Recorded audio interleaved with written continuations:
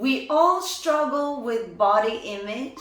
Our size matters to us, and I think it is time I tell you my story.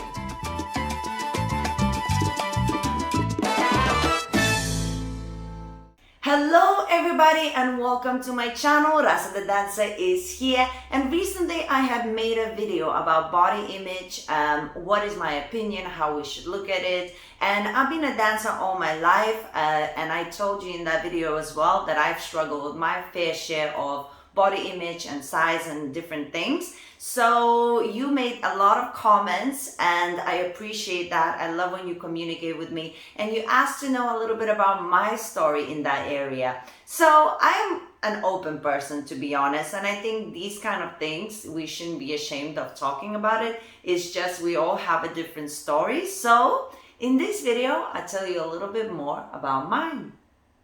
So let me start with this. I am a professional dancer, I've been most of my life, and at this particular point, I'm 34 years old, and I think my body is great. It's what I want it to be. I'm in a good place right now. And a lot of people, when they see me dance and dancing on the street or anywhere I go, they comment on my body, but most of the comments that I get is, oh, how cool it is that you are so naturally slender, how good it is that you have good genes. And so this is an interesting one because the body that I have right now is not the body that I had when I was younger, and I worked really, really hard for the body that I have. So when people just say, oh, you are lucky, it's kind of like, ha ha ha ha ha, if only you knew. So with that being said, let me start from the beginning. When I was really, really young, 4 years old or something, my mother put me into dancing classes, not because she wanted me to learn how to dance, but because she said that to me. She saw me being much more chubby than most of the kids, and I had a huge appetite, and I had it like when I was 5, 6, 7, I was always into food, and I was always hungry, and I was always a little bit chubbier than most of the kids. If you see my childhood pictures, you can only see the cheeks, no eyes. And so she was thinking, she was worried basically that I will be very chubby. So she said, okay, we need to put her into something that she keeps on moving so that no matter what, at least she's moving and she's healthy and everything will be a little bit better. So that's how by default I started my dancing. And then of course, little did she know that I will grow up not wanting to be a lawyer, but wanting to be a dancer. So, haha, mama, see what happens? Anyway, in general, I also have to give you a little bit of context. I grew up in Lithuania. At the time in Lithuania, in general, we do have in Lithuania good genes. We have beautiful women. We are, on average, tall nation. We are tall people. So we do have good genes in general. So that being said, you have to remember that the surroundings you grow up in, that's the only truth you have, right? If you grow up in a country where there's more curvy people, then when you are curvier, it's normal. But when you grow up in a nation where everybody's around you like a supermodel, then when you curvier, even if you're not actually big, like really normal, but you curvier, in the surroundings where you grow up, you feel like you're bigger than you're supposed to be, right? It's the surroundings you grow up with. And in Lithuania, we didn't have, in the city I grew up, any, because it wasn't a capital, any other nations. We were just Lithuanians. So I grew up already thinking that I'm a little bit bigger in general compared to other women around me. So that is a very important part to keep in mind. And my mother had, of course, from the older generation, even more perception of the same, but in a bigger scale, and I was her child. So she was thinking, okay, first thing what we need to do is put her in dancing classes so at least she keeps on moving and hopefully she grows out of it. Now, let's skip a little bit forward. In general, both of my parents are very into fitness, always has been, so I grew up very active all the time, and I did grow out of the chubby phase, for sure. So immediately I was just a normal, teenager or whatever, but now we had a different issue. I started dancing very intensively in the ballroom. And what happened to me, I developed I had the genes from my mother's figure. Very slender and small on the top, but bigger curves underneath. So what happened is when I started dancing very intensively ballroom, my muscles developed on my legs massively, okay? And I was a teenager, so I was developing, and I was by genes, nothing here. So everything I would put on, all of the muscle mass, it would be down below. So it wasn't fat, it wasn't like I was very fit, but I had big legs, okay? Big legs, very strong. Tiny waist, big legs. If I would go to a shop, and again, this is Lithuanian experience, that all of the jean sizes would only be for the type of women that we have in Lithuania, which is slender. And I was slender here, mamacita over here, yes, with the muscles. And I remember I used to be trying on jeans in supermarkets, in the changing room, and I used to cry in the changing room because I would always say to my mother and shop assistants, I am a sausage, I feel like a sausage. I'm being open with you. I'm telling you my story, right? Whether it's right or wrong, whatever, that was my perception. I felt like a sausage because all of the jeans, I would barely put them on to fit the size that it is my waist. Otherwise, the waist is too big and I cannot wear those jeans, right? So it used to be a tragic moment of my life.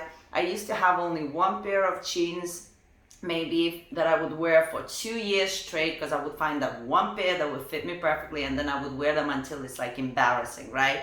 So I used to cry in the changing room all the time. Of course, now that I look back, if I would have those legs now, I would be so happy, but it was a different time. I was a different age, I was in a different environment, and in the shops back then, we didn't have the variety for different figures as we do now. Now, back then, it was just whatever the nation, category is, that's the supply. So it was a very, very stressful moment for me. Nobody ever around me made me feel that I have some sort of problem. Nobody. No my mother, no my father, no my friends, no the guys who were, chasing me. I was never an ugly looking kid. I always had guys chasing me. So nobody made me feel that way but myself. You look and you create this problem yourself. So back then, now that I'm reflecting, really my surroundings were all positive. Nobody were telling me anything. Just the fact that all of the other things were indicating otherwise, like what I see, I'm different. If I go to a shop, there's nothing for me. So I always felt out of place in that particular stage of my life. Now let's skip a little bit even more forward and let's go to my uni years. I came to Bradford, then Leeds, back in UK to study. And when I came here to UK, things changed. I was very, very poor. I had no money and I had no food. So I did lose a little bit of weight. So before I came to UK, I was 2 sizes bigger than when I was in UK. When I was in UK, I lost 2 sizes off me. So I think when I was in Lithuania, I was size 8. And then when I came to UK, I was size 4. Well, I came and then a little bit later I was size 4. And I was kind of enjoying it, for the wrong reasons, I guess. But, I came still with the mentality from Lithuania. But then, I was still always not happy with my legs. Always not happy with my legs. There's always something wrong with my legs in here, right? Everybody else thought that I look amazing. And then I came to London. I was dancing a lot. I started working with, sorry guys, it's the police. There we go. So I was, working a lot with dancing. So I'm constantly dancing, still no money. So still the weight is very low. I looked a little bit too even like skeletonish, but I was always obsessed that my legs do not look good. I don't know what that was. But that was now a continuous moment of where I actually lost weight for the wrong reasons, because I was hungry, because I had no money. And then at the same time, Still not liking my legs. And finally, let's talk about now. As the years gone by, I really, I started making money, my dancing career took off, and I started looking after myself, looking after my health, eating the foods that are really good for me. Because I was always, as I say, my parents were always into fitness, so I always worked out. I always was, trying to do my best. I was always fit in general, but now I was allowed, I had money to actually look after myself and eat good food and, gain back a little bit more weight and look a bit more healthy, and kept on exercising and working and trying to find ways. What exercises do I need to do to have the body that I love? Because I knew that the legs that I don't like is not because they're bad legs. They just don't fit in the image of what I want. And I never wanted specific type of legs. I just wanted a specific type of shape. So I was changing different kind of exercises, and then at some point, my definition of my legs through specific exercises, they started changing. Started changing in the way I liked. So I noticed the difference and I was like, aha, this kind of exercise actually works for me. And it was a little bit to do with Muay Thai. I started doing Muay Thai, and the Muay Thai training is very much body weight. It's very much cardio. It's like very specific things that when it started changing my body, my legs didn't get smaller. They're still the same size, but the shape has started changing. And I suddenly was like, oh my God, I'm getting something that I really like. And of course, as years go by, I eat more healthy. So now I'm in a weight where I'm size 6, not 4 anymore. Size 6 is perfect for me as a dancer. I look healthy. I don't look skinny. I look fit, and I suddenly got to a place where I know exactly what I like. I know exactly what to do to maintain it. And now I'm just making sure that I don't get lazy. Now and then I indulge myself for sure, but I know immediately what I need to do to get back to it. And it's easier for me to indulge myself because I have a history of training. So when I indulge myself a couple of days and I'm back to normal. When somebody else indulges themselves, it's harder for them to come back on track, right? So now I'm at the point where I'm extremely happy with myself. I have enough money to eat healthy, because sometimes could be an issue as well. If you have no money, it's hard to keep the healthy diet. And then also I know exactly the exercises that work for me, and I'm in love with myself. So I'm in a very happy place, and hopefully the story that I shared is gonna make some sense and maybe you can reflect on your story and understand that we all go through different phases of life, and sometimes it's how we see ourselves. Other people might love what they see about us, but it's how we see ourselves, and we need to do our best to love ourselves and get to a point where we can actually be like, you know what, this works for me. I can work with that. Guys, thank you so much for watching, and remember that my story is not necessarily everybody's story. We all come from different circumstances. This is just my circumstances and my story.